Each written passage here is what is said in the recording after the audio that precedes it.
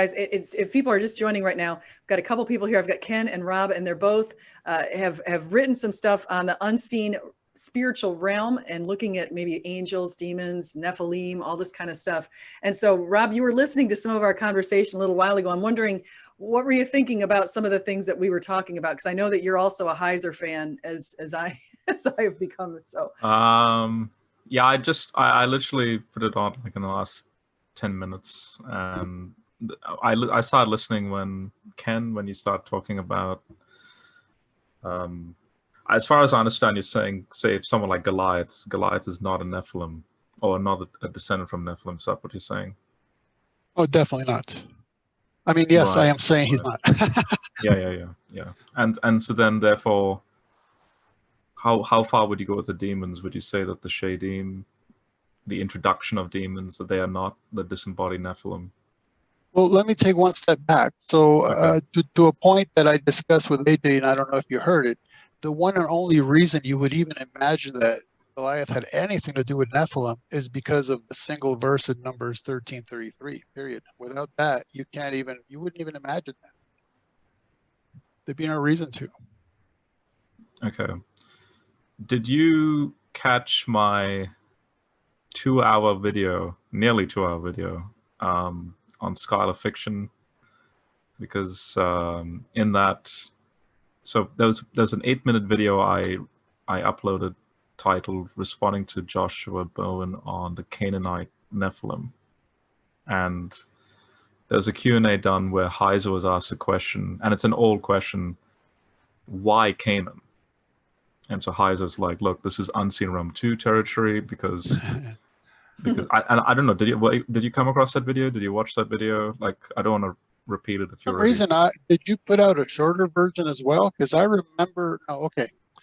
Now I remember. It wasn't your video that I watched on that. It was Joshua's, and he put out a much shorter video which included him making some statements, and he put in the clip from Heiser talking about that as well. I don't think I could interact with it specifically without re-listening to it, however. Yeah, I just watched your video on slavery, by the way, and you did a great job. The one that you just put out yesterday. Did you like how I ended it? Yeah. You ended it with what was that song? Amazing Grace song. Yeah, Amazing Grace. That was great. Just to visually show the significance of why that hymn even exists, and the suggestion that, look, Christianity has no say in the slavery topic, that just debunks the whole thing. So yeah.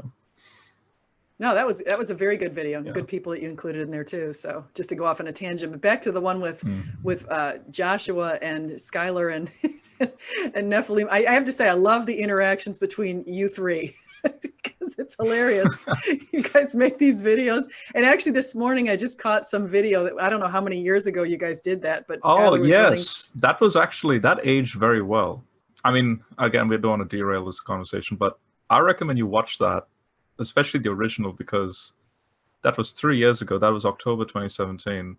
Okay. I guess you could say that was from 2015 to 2017. Those 2 years was me eating up a lot of Heiser and Ancient Near Eastern material. So don't forget, I was 5 years into my Christian walk by then, when talking to Skylar.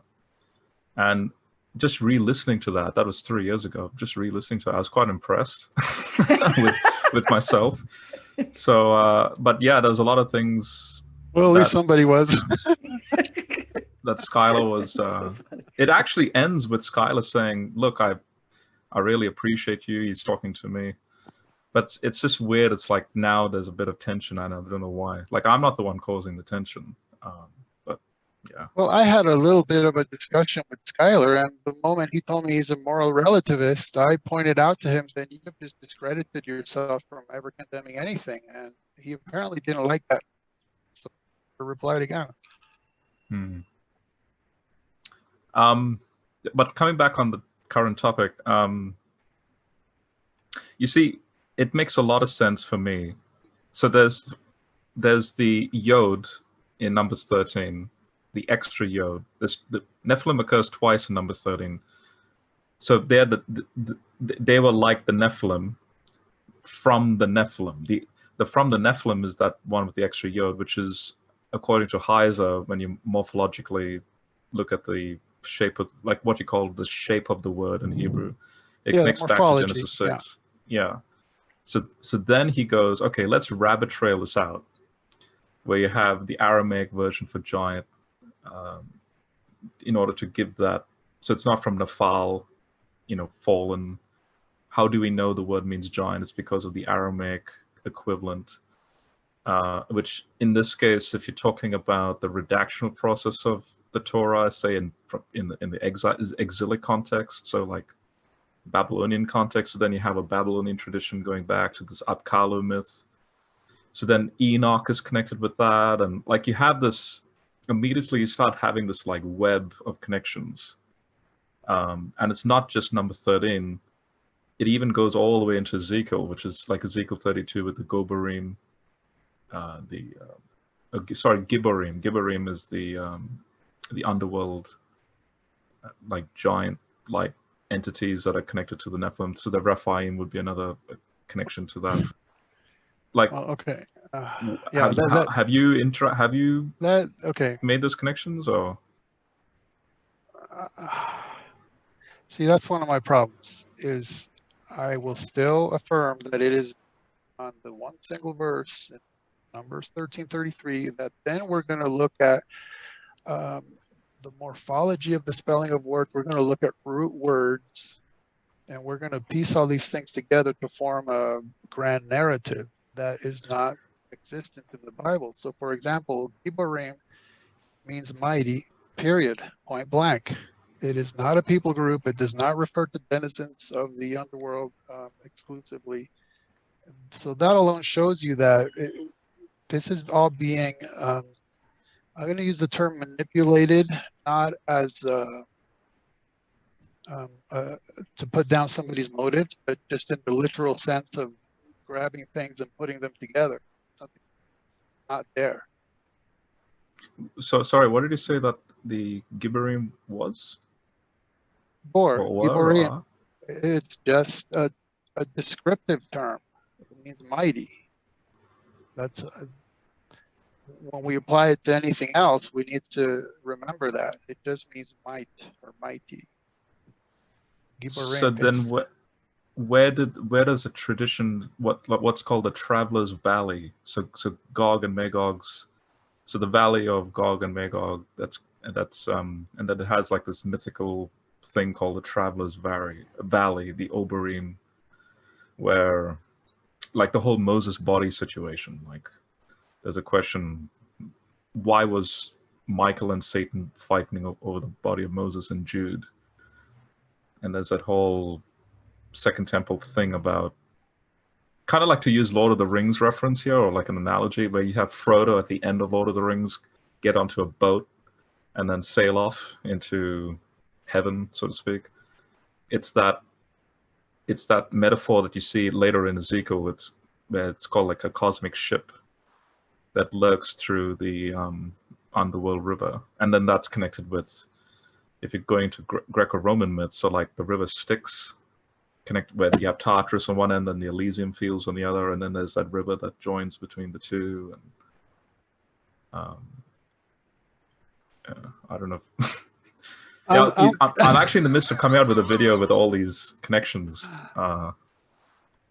Yeah. Hey, out of nothing but love, let me just say, I'm glad you know what you're talking about. Yeah, I like this kind of stuff because I feel like there's a lot of underlying currents in the Bible that we don't know about, and I think that's what makes this so fascinating. It's like an onion that you keep peeling. At the surface, it looks very simple and anyone can understand it supposedly, and then as you dig deeper, it's like, wait a second, you've got more layers and layers and layers and layers, and it's really fascinating. Because what you see, the whole Canaan question, like why Canaan? It's a brilliant question, because the question asks Heiser, well, why not Egypt, or why not this, or why not that? And so Heiser goes, well, then you have this watcher problem, right? The sons of God and the Nephilim, like you have that then funneled into this kind of like Hitler with Berlin. So you have the surrounding nations pointing towards that spot as the hot spot for evil, so to speak, ground zero for hell. Like Bashan, this is ground zero, like in Matthew 16. So then the interesting thing is, Heiser says, when Jesus does certain things in the Gospels, he's reversing certain Old Testament things going on, and ironically connected to the Watcher Nephilim problem. Even down to the genealogy, like the 4 women in Matthew's genealogy is connected to the Watchers somehow. And then you have to trace that, somehow. And then you have to trace that to through the Second Temple literature, like Enoch. Even those 4 women mentioned in the genealogy. The somehow is my problem. Is that the somehow is built on a hermeneutic that makes it so that we're not going to pull together everything we possibly can into this narrative, where you can still have Canaan being the focus of these issues without inserting the concept of Nephilim in there, because what you have in there is various subgroups of Rephaim, and they are in charge of the land that needs to be conquered. So then I want to go back. Let me go back. Let's go back to Canaan, actually, what you're saying right here, because I'm finding this fascinating. And I feel like Heiser might have said something about this in the unseen realm that I've forgotten about. But I want to go back to Canaan as this idea of sort of ground central for hell, because I think about the bulls of Bashan in Psalm 22, and obviously the references to those bulls of Bashan was a reference to the Pharisees in some way. To me, at least that's how I always thought of the bulls of Bashan, as being the Pharisees who were taunting Jesus when he was up there on the cross and all around during the crucifixion. And so, the bulls of Bashan is a good connection there as well. Yeah. So how do we get to the point where Canaan could be, because I think about also Baal and the sacrifices at Canaan and the kind of egregious things they were doing there. How would we get to that being ground zero for hell in a sort of a way, maybe the earthly manifestation of what could be the worst place you could possibly be on the earth? And at least that's maybe what I'm seeing that you're saying. I'm not sure if that's what you guys are saying. Wait, is this a question for me? Yeah. So because I think you just said that Canaan's sort of the center of the evil activity, and so they had to go conquer Canaan and take it over. So I'm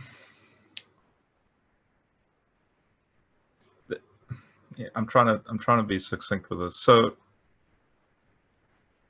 the somehow. So I think it comes back to Ken's question on the word somehow, and it's a legitimate question. So it is he does have a point to at first be kind of skeptical, I guess, because of the word somehow. But when I say somehow, and when Heiser says somehow, it's not an educated guess. So it's not guesswork. It's more like it's sort of like a detective type work, where you're going, okay, you have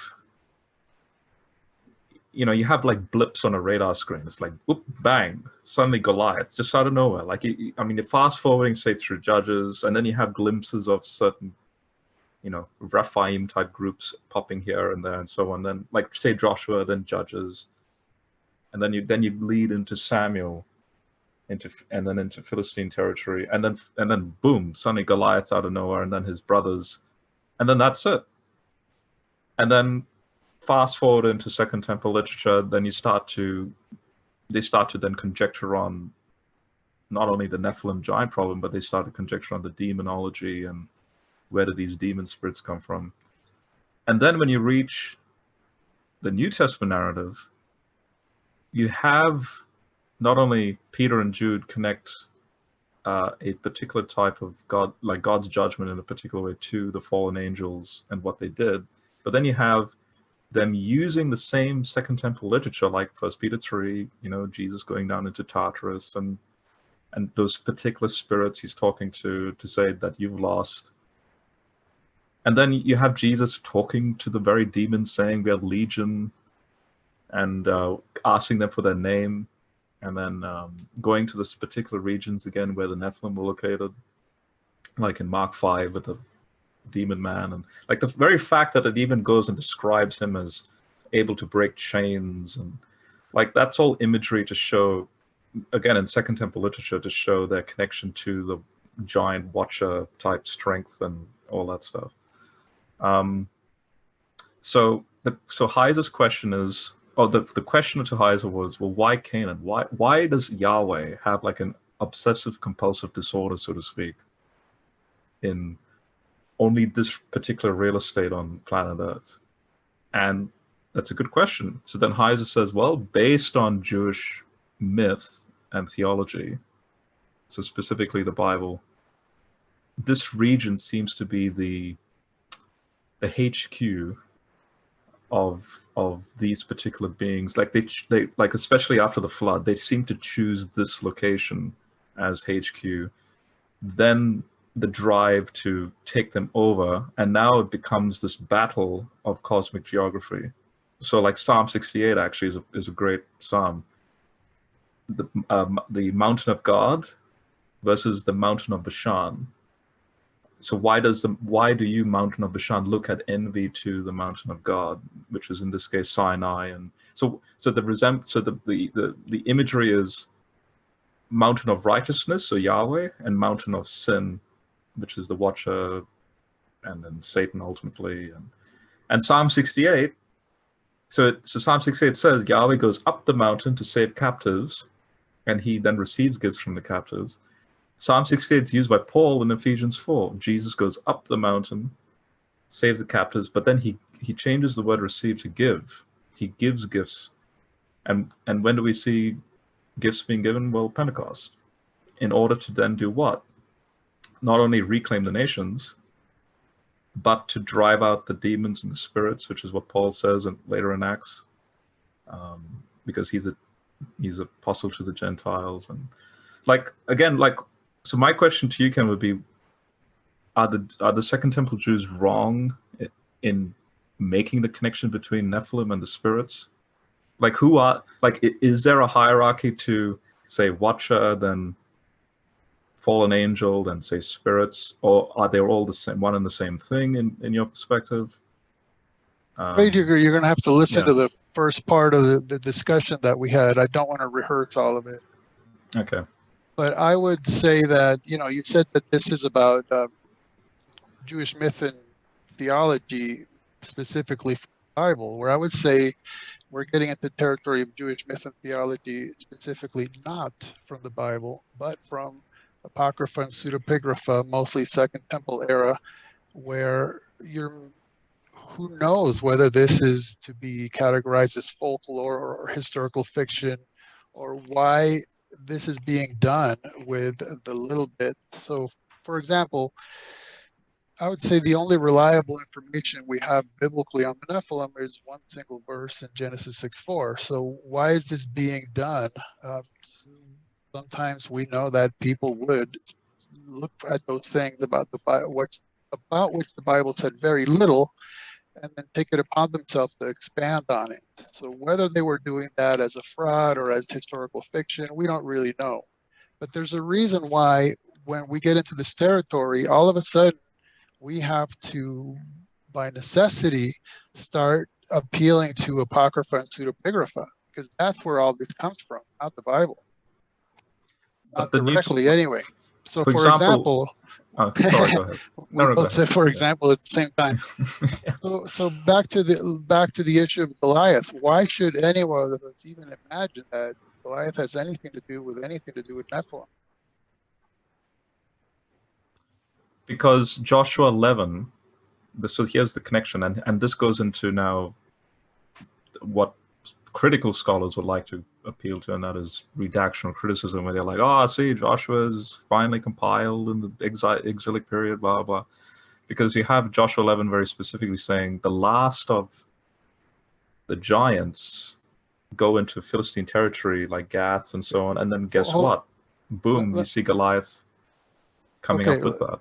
Yeah. Let me just urge us to forget the generic, subjective, and undefined term English giants. Let's make sure we're talking about Rephaim.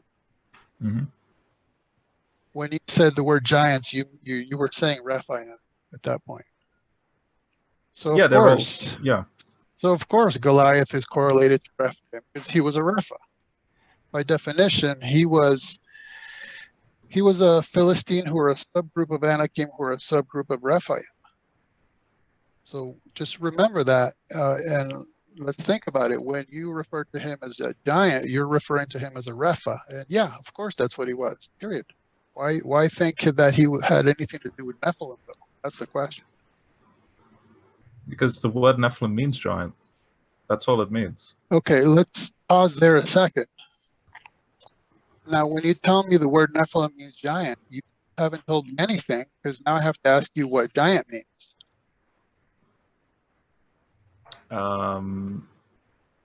So you know, like in Genesis 6:4, the men of renown, the men of the name,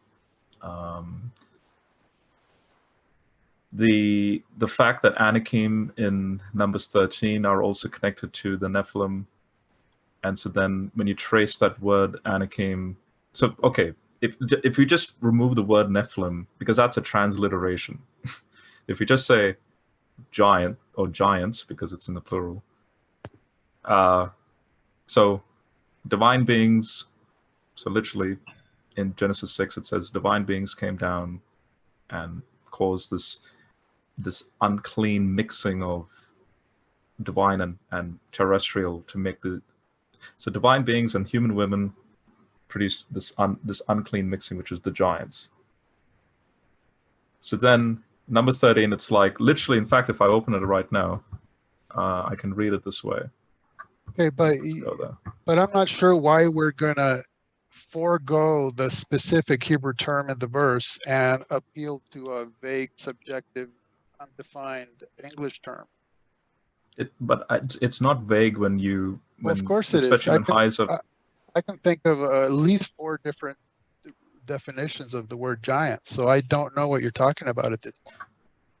So it says here, all the people whom we observe are giants. Where? In verse 30, Numbers 13:32, and then 33, because in the Hebrew at the end of 32, it's literally observed are men of measurements. But the word Nephilim occurs in 33. So we also saw the Nephilim, right, the descendants of Anak. Compared to the Nephilim, we see things we're like grasshoppers. So, but if you translate Nephilim as giant, so we also saw the giants, the descendants of Anak, and compared to the giants, as we see things, we are like grasshoppers. So then now, if the fact that it's transliterated in our English translations is to emphasize to us, because if we just read giants, we'd be just like, oh, all right, could it be connected to Genesis 6? Maybe. But that's the interesting point, is that if you're a Hebrew reader and you're seeing, oh, look, there's an extra yod there, linguistically that's going back to Genesis 6 Nephilim, and it's saying they're the descendants of Anak, so then you have to now do a whole word study on the history of Anak and the Anakim. And the fact that, you know, even the word Anak is connected to do with their neck, you know, their head structure, and it seemed to be a bit abnormal. And so my point is, fast forward to the New Testament. Well, hold on. Because this is part of the problem, is throwing a bunch of bits and pieces together and then saying ergo. So if you don't mind, let's just pause for a second. Okay. I don't want to prevent you from going there. I want to just slow down a second. So as an example, let me read you the Septuagint for Numbers 13:33. There we saw the Nephilim, and we were, even so were we before them. So in the Septuagint, there's no mention of Anakim, period. All right, let's look at Deuteronomy 1:28, and this is Caleb speaking. And ye murmured in your tents and said, because the Lord hated us, he has brought us forth out of Egypt, to deliver us to the hands of the Amorites, to destroy us. Whither shall we go up? Our brethren have discouraged our hearts, saying, the people is great and taller than we. The cities are also great and walled up to heaven, and moreover, we have seen the sons of Anakim there. So Caleb's recollection of the event has no reference to Nephilim whatsoever. This is in the Septuagint. No, I'm sorry. Forgive me for that. I read Numbers 33 in the Septuagint. I read Numbers 13:33 in the Septuagint, and then I jumped to the Masoretic, the KJV for Deuteronomy 1:28. But now, just backing up to Genesis 6 Wait, for a minute. Deuteronomy where? Where in Deuteronomy? 128, 127 and 28. Okay. Okay. 127. You mean the Lord? Wait, you murmured in your tents, the Lord hates us. He brought us out of the land of Egypt. And then Yeah, 28. Our brothers discouraged us when they said the people are bigger, taller than we are. The cities are tall. And we also saw the Anakim there. So it's interesting. Caleb is almost reacting. Say that one more time, Ken, because I think you just cut out for a second. Yeah, I was just referring to how Caleb is his recollection of that event has no reference to Nephilim, and of course it would, because the term Nephilim only appears twice in the whole Bible. So his recollection is that the issue was Anakim, and the claim that was made by the other 10 spies.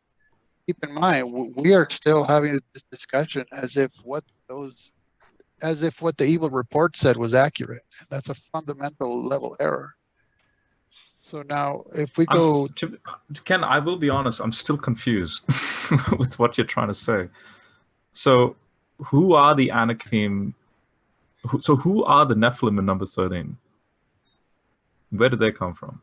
okay, so yeah, I'm glad you asked, because there's a fundamental difference. The Bible referring to the Nephilim as being actually existing on the ground in real life is when they're referred to as a concept, as a word, as a term. So in Genesis 6:4, obviously that's recording when they were literally alive, walking around on planet Earth. Number 1333 is a claim made by 10 of the spies. So you're saying that they were making an excuse to not go up, and so they make this false report, and so that's how you understand false report. Right. So the narrative all the way until verse 30, let me look it up here. All the way up until verse 31, everything they said is taken as is. It's like there's no question about it. You're speaking well of. We already went through this earlier in the discussion. They speak well of the land. They show the fruit of the land. They describe the various people groups living in the land. And they talk about how the people are strong. Then it is within the evil report that for which they were rebuked, where they contradict themselves. They all of a sudden speak ill of the land. They all of a sudden claim not that the people are strong, but all of a sudden they're also of great stature. They had already listed all the people they saw in the land. All of a sudden they insert that, oh, guess what? We also saw the Nephilim. You see that's all brand new information, and it's self-contradictory. And we're told it's evil, and they were rebuked for it. And they contradict Moses, Caleb, Joshua, God, and the whole entire rest of the Bible. So that's a fundamental issue. Why would anybody believe these guys? So what happened to the Nephilim in Genesis 6? Well, they lived pre-flood. 8 people survived the flood, so end of story. So you'd say the flood is global, and only 8 people survived. I would say that you can actually turn this into, and I don't want to get into a question about the flood because that's not within our context, but one of the evidences that the globe was, okay, let me give you 2 scenarios. You can either say the flood was global because of the fact that Nephilim lived pre-flood and all of a sudden they disappear forever, or you could say that is because they were living in the region that was flooded. And in either way, the last of them died in the flood, and that's the end of the story. Let's get it. Let's switch gears a little bit. Let's switch gears a little bit. Steph, No, Steph, okay, last point. Because this is the crux. And Ken knows this is the crux. So okay, perfect. Hypothetical question, Ken. If the flood is local, and if the Nephilim of Genesis 6 survive, because you do have in Genesis 6:4 when it says in parentheses when you know, that even after this, right, that this Nephilim was still around. So if the flood's local and Nephilim do survive the flood, because you've heard me interview Jeff Rose with the whole Persian Gulf thing and all that. So if that's true, then are the numbers 13 Nephilim actually, like the so-called false report, they are actually describing actual descendants of that pre-flood Nephilim? If we take the Masoretic's word for it, then unfaithful, disloyal, rebuked spies who contradict Moses, Caleb, Joshua, God, and the whole rest of the Bible are making that claim, yes. There you go. So that's the crux. Well, that's what I'm saying. That is the crux. And there's, let me ask you. If the flood's local and if there's that connection, if they do survive, yeah. If in your daily life, would you believe people who are self-contradictory, who are said to present an evil report, who are rebuked for it, who contradict Moses, Caleb, Joshua, God, and the whole rest of the entire Bible? Would you ever imagine doing something like that when the narrative is so crystal clear that what these guys were saying was false? Yeah, that's the thing. I don't think it's a false report the way you're reading the text there, because ironically, even Heiser has a footnote on that saying that it was all about their lack of faith. Well, no, see, we already discussed that earlier in the show. Their lack of faith comes up before we are told they brought an evil report. That happens before. The content of the evil report is what they claimed in buttressing their don't go in the woods type of tall tale. But let me ask you something. You talked about a parentheses in Genesis 6:4. Mm-hmm. As if there's parentheses in the Hebrew, by the way, but I'm just picking on you for that. No, yeah. What makes you think, and this is, we already discussed this also, but what makes you think that has anything to do with the flood? Does that have anything to do with the flood? Yeah, Genesis 6. Because you have that ancient myth in Mesopotamian law, the Apkallu. So you have what's known as full Apkallu, and then post Apkallu are called 2/3 Apkallu, 1/3 human. So you have that mix, that hybrid mix, after Utnapishtim's flood and all that, those ancient areas, and that literally mimics the Genesis narrative. What I wanted to ask you ultimately is this New Testament depiction of what's called unclean spirits, because the very fact that they call unclean spirits, again, is utilizing Second Temple literature because of that unclean mixture, again, going back to the Nephilim being unclean, like unclean. So the argument I made earlier is that even the unclean spirits are the spirits of incarcerated angels. So what would make them unclean is that they are sinful, having left their first estate. They are the fallen. They are the unclean. They are the sinful angels, but they're the spirits of the angels that are physically incarcerated. But the word unclean is always used for these particular demon spirits. It's never used for, say, the fallen watchers, or even Satan is not called, unclean. Even in the Qumran text, it's always this type of entity. Like when Jesus says, these particular entities roam around looking for people to embody, and the very fact that he's going out of his way to say that is again connected to, say, the Enochian literature and the war scroll texts in Qumran that speak about the desert spirits, or the goat demons that you see in Isaiah sometimes. And they're known as unclean because of that. They derive from that. They're disembodied spirits of the Nephilim, because the Nephilim are unclean entities due to that mixture, that bestiality mixture between divine and human. Let me, I want to add to that, because I just have a thought on that whole thing that you just reminded me of something from the only time in the Bible where we see a human come back out of the outer world is the time when Samuel comes back, when he's summoned by Saul Saul, was it? Yeah. And so he comes back and talks. And so what I'm wondering, I want you guys to think about this, is it possible, if people are summoned who have passed, to come back and to interact in this world from what your worldview is? I look at the Samuel situation and think that it would be possible based on what the Bible says, but I'm wondering what you guys think on that. Do you know what I'm saying?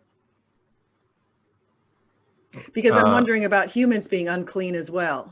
A human dying and being unclean and being down there. Oh, no. Yeah, that's no. There's no, that's my point. There's no connection with that phrase, the word unclean being used of, ironically, any type of quote unquote Elohim. Because as Heiser will say, you have a category of Elohim. Yahweh is obviously top.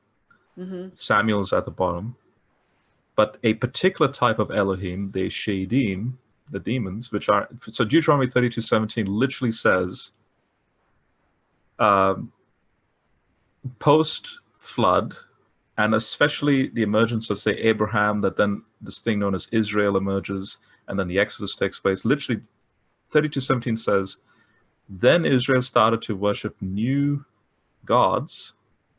The fact that it's saying new there, gods that did not exist before, so the word Elohim is being used, and these are the Shadim, the demons.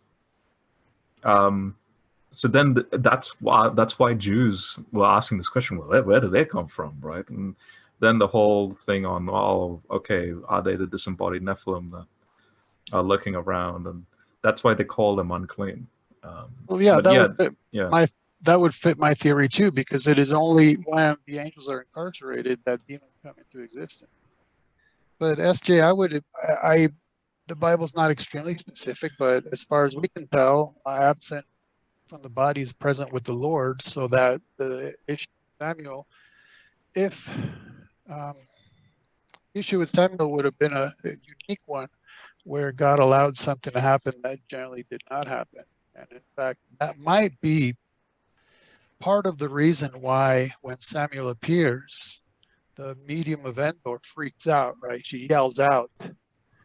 Part of it might be because then she realized it's Samuel, and then she realized that it was Saul, so she's freaked out because he had made that stuff illegal. But maybe it's because she had never actually experienced something like this before, or this specific, where the actual person comes back. That's true. That's possible, yeah. Yeah, that's interesting. No, I'm just trying to fit it all together, because you do wonder, how does this hierarchy work? We talk about Ephesians 6 and there's a hierarchy, and exactly who's on the top of the hierarchy, who's at the next level. I mean, we're not given these details, but right. I'd like to know exactly how all of these different spiritual beings, or Elohim, how they all fit into this hierarchy. And so how high are they and how low are the demons? Michael Heiser said the demons are pretty much the lowest, and they're the ones that might be the ones bothering people. So. Yeah, I'd consider that a granted, yeah. I mean, you have the same like the locus in Revelation 9. Like, in fact, I've spent like 20 or 30 pages. I've just written a Revelation commentary where I had to go out of my way to the group that I was. So I wrote the studies that has now turned into this commentary, where I had to introduce to the group, well, okay, look, the whole Abaddon, so Apollyon and Abaddon, like the angel of the bottomless pit, opening the pit, and these locusts coming out, and the whole, I had to give a whole, like, Genesis 3 onwards sort of, like, overview to explain what John's getting at here. And even in my research, digging out the details, I find it interesting that when the locusts are described with this hybrid imagery, again, it goes right in line with the, for example, something as simple as mixing the fabrics, that's considered unclean. That again, that language of mixing is in the imagery of the locusts, which again is connected with the demons, the so-called unclean spirits. And the unclean spirits are acknowledging Jesus as the Son of the Most High, which no human being in the Gospels call him that, because it's the Most High that not only did the flood, right, that judged the Watchers and the Nephilim, but it's the Most High that was killing off the Nephilim throughout Joshua's wars and, onwards. Well, that's another assumption. I think I want to add to this idea of the locust, because it just reminded me of something that I think is super fascinating. If you go back to Exodus and you look at the time when God sent the 10 plagues, and each plague actually represented one of the gods the Egyptians were worshiping at the time. And so the locust was one of them, where they sent a bunch of locusts, and there was apparently a god that kind of had some representation of a locust. There was a god that had representations of other aspects of those 10 plagues that he sent. And so I kind of think it's interesting going to Revelation. I haven't looked at this, but this idea of the locust coming out, maybe representing some sort of lower level Elohim gods that went awry. Well, Rob, one thing, okay, I don't know when you started listening, but it's funny you mentioned you wrote 30, 40 pages on that, because I wrote about 30 just trying to explain my theory of what demons are. And one thing I ended up talking about, and I mentioned it earlier. Oh, you published a book. Oh, I published numerous books. Oh, I need to check this out. It's cool. Yeah. Yeah, I've got to put links to his books in here. I'll put links to both of your things in here, by the way. I gotta get that going. Yeah, my commentary is 300 something pages now, 380. So SJ, I gotta read that. I emailed you the link to my book page, by the way, so you. Perfect. Anyhow, Okay. so Rob, I was saying that, and again, it's difficult to be so succinct, but what I was arguing is the bodies of angels were incarcerated and their spirits were left to roam the earth as demons. So Revelation 1 is symbolically describing the opening up of where the angels are incarcerated. That's when their spirits, the demons, re-inhabit their bodies and they come out. And all that imagery can be, all the symbolism can be traced to other portions of the Bible, which I did in my book, such as that having hair like women means they're under authority. The locust being that they're a horde, right? A destructive, consuming horde. Faces like men, represent the intellect. And all of that can be traced throughout the Bible to end up that it's a symbolic description of what is coming forth. It's describing the characteristics of the beings that are coming out of there, in my view.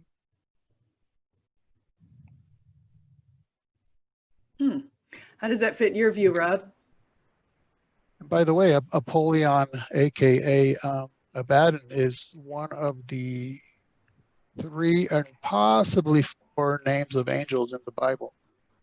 I know, SJ, you mentioned 2 already. Yeah, we have Michael, Gabriel, and I think Raphael is mentioned in. No, that's not biblical. Yeah, that's extra biblical, Raphael. But Michael and Gabriel, I think, are the only 2 that I know of. But you say Apollyon? Right, because Revelation 9 tells you right there that the angel of the bottomless pit is Apollyon, aka Abaddon. Yeah, and interestingly, so this is where I disagree with Heiser, because Heiser will say the angel of Revelation 10, and so you have in Revelation 1 Jesus saying, I have the keys to death and Hades. Then you have, if you fast forward to Revelation 10, you have this powerful angel standing on land and sea and saying similar things. And then you fast forward at the end of Revelation, again, this death, Hades, keys language happens.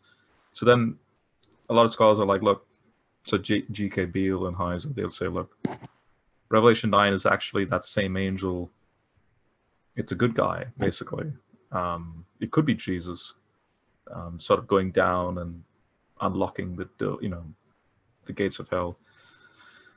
I think I would agree with Ken. It's actually it could actually be Satan himself, or it could be some very high. Oh no, I'm not saying that at all. Okay, what are you saying? There are a few problems. First of all, that's not hell. That's the abyss, and also Satan's not an angel, so this definitely could not be him. So it states that angel blew a trumpet, and I saw a star fall from heaven to earth, and he was given the key to the shaft of the bottomless pit, which is abyss. And then wait. Are you talking about abyss as in? So wait, when you say it's not hell, are you saying ultimate hell being the lake of fire at the end of Revelation? That you know what all is of funny? this is thrown into. What's funny is we were supposed to discuss heaven and hell today, but we cannot go down that rabbit trail at this point because it would just deviate way too much. Oh yeah, hell to me is just one of those terms like giant, right? It's undefined, and it's unfortunate Yeah, that yeah, yeah. it's used to render so many Hebrew and Greek terms that it makes a real mess. So I was only picking on that because of that. So the Revelation 9 is talking about the abyss, not the eternal destiny of anybody, right? So Like The I bottomless, Hades. think, yeah, no, the bottomless pit, the abyss. but you'd say the angel, that angel Revelation 9 is not a good angel, is what you're saying. You know what? The only thing we're told is that whoever comes out of the pit has a king over them. The angel, excuse me, they have a king over them, the angel of the bottomless pit. That's about all we're told. We're not even told And it's the that's what same I'm one that, saying as well. Yeah. yeah, we're not even told it's the same one that opened the abyss. So they have a king over them, angel of the bottomless pit. And so it might be that he's the leader of those fallen angels. I mean, I don't know. Sure. And Who's that's the king so over so them? that's why Heiser will say the one who's opening that pit doesn't have to be the bad one, because at the end of Right, the day, right. he has to have the power to open it, which obviously only God has the power to do that. Yeah. So Revelation yeah. 9 begins with the fifth angel blew his trumpet, and I saw a star Yeah. falling from heaven to earth, and he was given the key to the shaft of the bottomless pit. He opened it. And Yeah. of course, star, in certain contexts, star is symbolic of angel. Just like I was going to point out this really quickly, another possible name of an angel in Revelation 8:10, which you were just alluding to. The third angel sounded, and there was a great star, fell a great star from heaven, burning up as a lamp. And then it says the name of the star is Wormwood. That could be the name of another angel, a fourth one that we have in the Bible. I think it's funny that C.S. Lewis chose the name Wormwood in Yeah. his screw tape Screw tape, letters. yeah. Hey, you guys, I'm thinking we probably have maybe 5-10 minutes left before we should probably wrap it up. So I gotta make some dinner. So that's. But I love the fact that both of you are so well studied on this stuff. So I'm just taking it all in. Well, Rob, I would definitely love to discuss with you further at some other point. Yeah, sure. Yeah. SJ, it's been a pleasure. It's been really, really fascinating discussion. No, this has been great. And so I'm definitely going to link your books. And Rob, do you have a link to any of your, I mean, I can link I'll link Sentinel Apologetics. I think I might even have that permanently linked in my YouTube description. You But kidding? if I don't, He has a link right above his head right now. No, that's not my link. No. Oh, is it? No, that's a watermark that's of the the software of this thing I'm doing. Okay. Now this is literally impromptu. While I'm testing this out, I'm listening to this, and then I'm going, hang on a second, I want to chime in here. We're the guinea pigs. We catch you in our chat and we pull you in. And it's like, get in here. Yeah. we got some conversation. I know both of you are writing about this stuff and you're passionate about this stuff. So just before you end this, a very quick question to Ken. Are you hesitant because you obviously you're very reverent towards 66 books, the canon, right? The biblical canon. So you're hesitant to use anything that's outside as a type of. I wouldn't put it that way. Literature no, for instance, one of my books is the apocryphal Nephilim and Giants, where I only discuss what the non-biblical texts have to say. I would definitely place them way down the line, second, third, down the line. But for instance, Ethiopic Enoch, I think is wonderful for grammatical, historical, and cultural context, but I would not derive my theology from there, especially since it's a text that contradicts the Bible on some points. So can I understand from it what Second Temple Jews were thinking about these things? Absolutely. No question in my mind that it's helpful in that sense. But am I going to, yes, go ahead. So this would be my last statement. So then all I'll say is I'm going to be releasing a video called The Dark Supernatural History of the Nephilim as sort of like a big borrowing. It'll be like 90% from my Revelation commentary, but it'll be a visual video study on, to sort of put to rest the non-supernatural views of the Joshua's wars, and sort of like what you see from the atheist crowd. So in other words, I'll definitely be showing the perspective of highs, but actually going into more detail, even hypothesizing, say, the genetics, this thing called giantism, and why you have polydactylism, like extra digits on some of the giants. So I'm going to be showing that in that video. And yeah, I'm happy for you to critique it if you watch it. Yeah, because what I'm hearing is grab number 1333 and run with it. You can't get away from that, because that's where you get a correlation between Nephilim and unusual height. And incidentally, there's only one single person who is referred to as having extra digits, and he's a Repha. So then you have to force him to become a Nephil because of that one verse. Well, I'll be producing that video soon, so look out for it.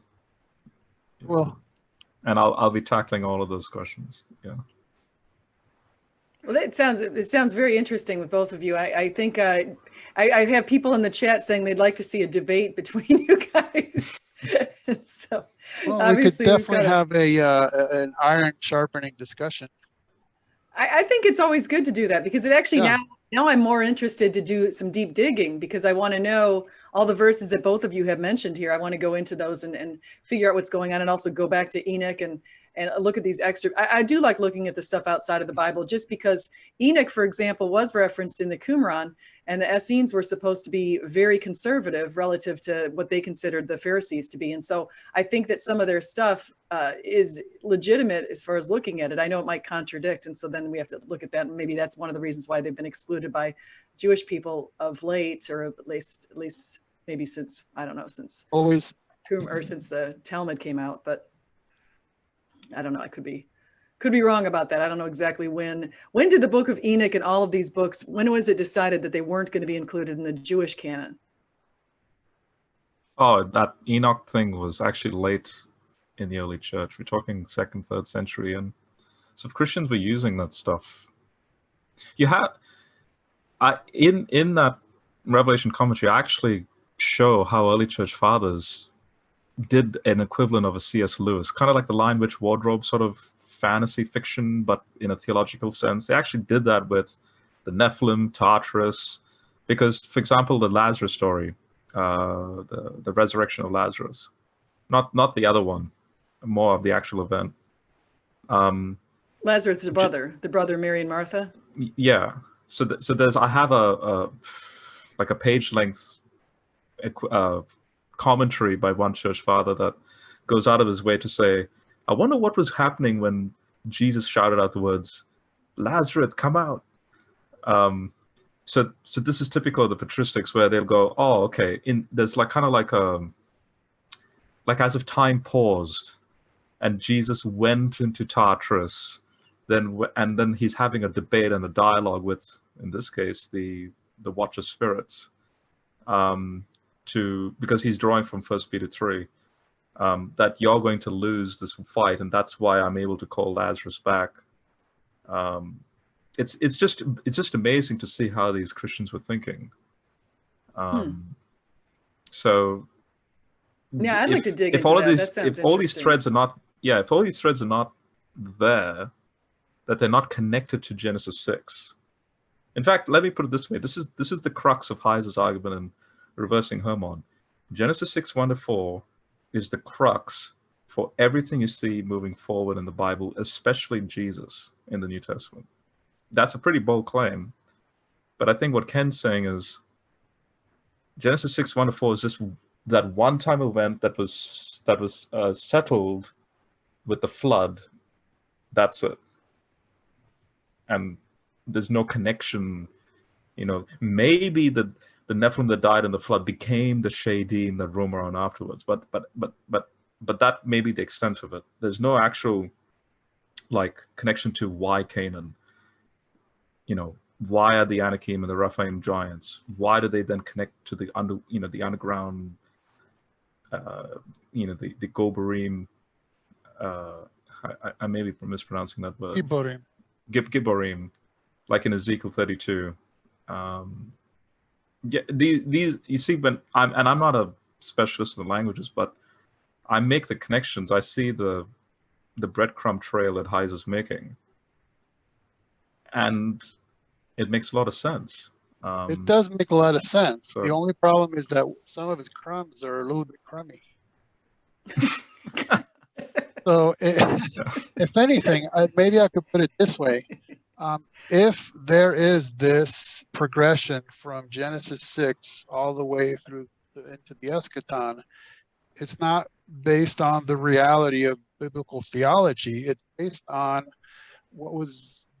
it's based on popular theology. It's based on what was done with it, starting from the mouths of the evil report rebukes spies on into the Apocrypha, on into pseudepigrapha. right, and that's the question I have for fiction that you just mentioned, and then on, I wouldn't have a problem saying that, but then it's not based on true theology. It's based on myth and legend that people were wrestling with, and so it had to be dealt with in some form or another. Yeah, and that's why I asked you the question about, are you hesitant to use Second Temple literature? Because they didn't have a problem with the spies making that statement, because they continued that crumb trail, moving forward. And to me, that's one of the problems. That is the fundamental level problem, is that, yes, indeed, a lot of people did that. They grabbed it and they were off and running, forgetting the narrative, forgetting that it's one of the least reliable verses in the Bible when you look at how many problems there are with the word, with the way that it's laid out for us. So anybody should believe those SJ, I know guys. you have to go, but Heise's book, Reversing Hermon, the sequel That I to just Unseen ordered. Realm, that book is that bold claim. Genesis 6:1-4 is, we think of Genesis 3 as the so-called Romans, like Romans is basically Paul's perspective of how is Genesis 3 reversed. But Heise is saying, well, all these other New Testament texts are clearly all about the reversal of Genesis 6:1-4, because Genesis 6:1-4 is sort of like the sequel to Genesis 3. Genesis 3 was like a mini a mini fall, and then Genesis 6:1-4 is a big one, and then Genesis 11, the tower, is an even bigger one. But that's been my main criticism of Heiser, is in everything I've read by him, he does not interact with the narrative of number 13. He focuses on verse 33 and runs with it. That is a fundamental problem. Well, so that'll be, I think we should all probably reconvene at some point and talk about this, or I could even be moderating a conversation with you two if you want to do it that way. And so I have found this really fascinating. And so I think that the people who are watching in the chat also found it fascinating. But I wanted to see, can you two let us know how we can find you and what you're working on now? So I know that you're working on some of these books, and I know both of you have written a lot. Go for it, Ken. Oh, thank you so much, and I appreciate the opportunity. SJ, it's been an absolute pleasure. And speaking to you, Rob, as well. Yeah, it's cool speaking to a fan. It's really cool. Yeah, thank you. Of course. Current projects. So my website is truefreethinker.com. All one word, True Free Thinker. I'm working on a project with William Ramsey, who has been doing a multi-part video documentary titled Occult Hollywood. So we're about to do one on transhumanism themes in movies. And then what I had in mind as a writing project after that is aliens and UFOs as themes in Hollywood movies, because I do enjoy interacting with pop culture from a Christian worldview analysis. Like I know Rob's done with The Matrix, so that sort of stuff where you're bringing the Christian. Did you see my cyberpunk parable series? You know what, I meant to ask you if you're aware of we can't talk anymore because everything we say is a rabbit trail. I wanted to ask you if you were aware of Sophia Stewart, who claims to be the quote-unquote mother of the Matrix and is depicted as the Oracle in that movie. No, I didn't. I haven't. Okay, well, we're going to No, have I to talk haven't about followed that. up on that. Yeah. Okay, we're going to have to talk about that. I only focus on the movie because the Yes. story actually comes from Christians and here in Australia and they sold a script to the Wachowskis. Yeah. Oh, that's interesting. There's two people who claim they came up with the ideas behind those. They were pretty much railroaded and got no credit. So anyhow, Sophia Stewart's one of them. Anyhow, we're SJ. Yeah. She's like, can we just finish up already? No, it's all good. It's all good. Okay, Rob, go. Just quickly also, Ken, I just uploaded the Halo video game. I just uploaded a video called The Descent of Master Chief into the Bowels of Halo. It's connected to what we're discussing. So okay. Yeah. I'll have a look, see. I think it's like 20-something minutes. But well, give us a 20-minute description of every scene. Poor SJ.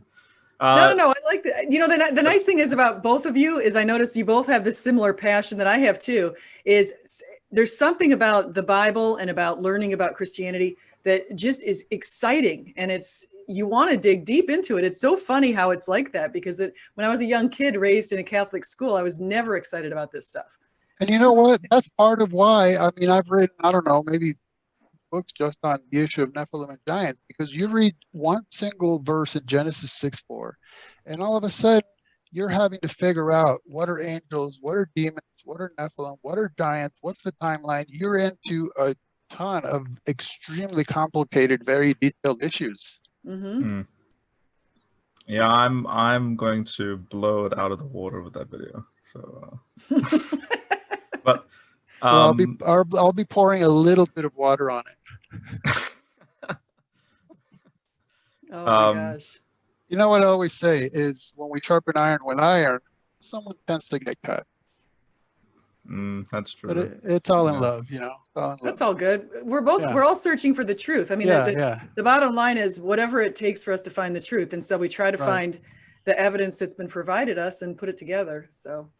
Indeed. So you guys can find me on the YouTube. SJ, are you saying you're linking the commentary, the PDF, the Google Drive one? No, I don't want to share that unless you want me to. But you can if you want. Okay. Okay, the one to Revelation. I put it out public for free, yeah. Okay, so I'll link that. I'll link Ken's books and I'll link both of your websites. All a person has to do is request access, so I can tally and know this is who's viewing it or not, and yeah, it's just a safety feature. Okay. But yeah, no, I'm definitely I'm doing all this for free actually. So it's just like you're saying, it's a passion.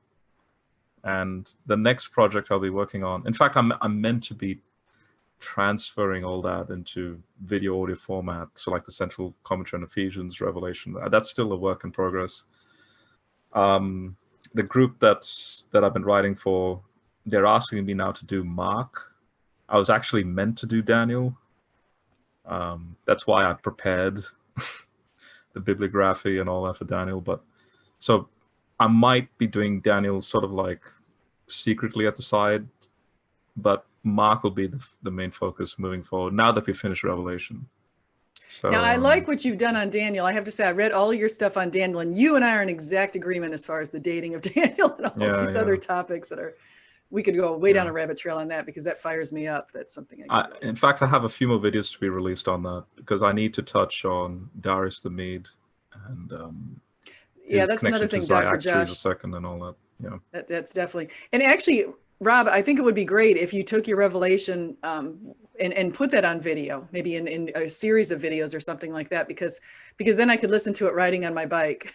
That's the central commentary series. Oh, you already did it? Well, that's the playlist. So the commentary on Revelation and the commentary on Ephesians. That's like I've only released like 2-3 episodes on that so far. Okay. It's because the studies are built as 12 studies. So I finished Ephesians. So all 12 studies add up to 100 pages. All 12 studies of Revelation add up to 387 pages. So I've done, I think, 3 studies, so 3 videos on Revelation. So it's still early stages. So I still have 9 more videos to go to finish the 12 videos of Revelation. Wow. So yeah, it's still early days. I've been focusing on the writing. I just need to now record and put it all together. So yeah. Yeah, no, that, and So yeah, Ken, just you check. too. Yeah.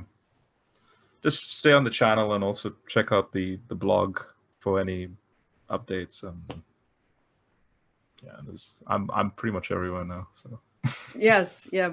Well, this is good. This has been a very entertaining and educational chat, and so I really appreciate that both of you came on. And Rob, we just caught you impromptu, and Ken, I just got to meet you for the first time, even though I know I've seen you in the chats before, and so it's great to see you again and to hear your perspectives and all that good stuff. So really, I've enjoyed this. So thank you both so much. And I'm going to put the links to all of your stuff in my description after we get off of this, and we'll go from there. So you guys. Rob, check the link, and then you can contact me through the website.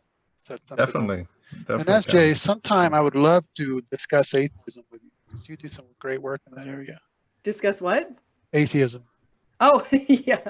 Yeah, we have a few atheists in the chat. So the atheists are here. They're in the house. It'd be nice to have a discussion on that. Yeah, absolutely. And I know you're actually, in case people don't know, his Twitter handle is atheism_is_dead. So atheists, watch out. We believe Romans 1. Uh-oh, I just said it. Usually gets people a little fired up. So, okay, well, I'm going to go ahead and end the stream, everybody. Thank you so much for coming on.